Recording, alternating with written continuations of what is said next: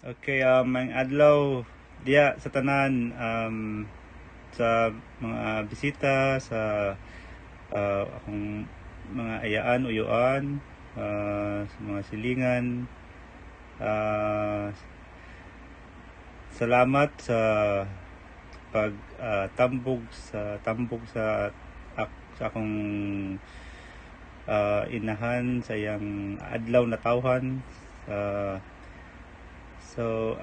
Just a short message sa akong mami Ganga Madulin.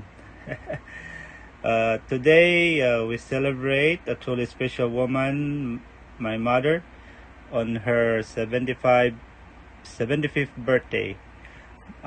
May, your life has been a beautiful example of love, strength, and selflessness.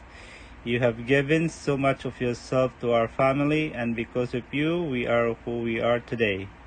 Thank you for your sacrifices, your guidance, and your unconditional love. You are the heart of our family, and we are so blessed to have you. On this special day, we pray to God for your continued health, always in good health, happiness, and many more years with us. May, happy 75th birthday. We love you very much. Uban sa akong igsoon si Marjon, Dave, to my dad, Daddy Mario, and Kai. Happy 75th birthday, Mamila. We love you so much. Cheers. Bye. Okay.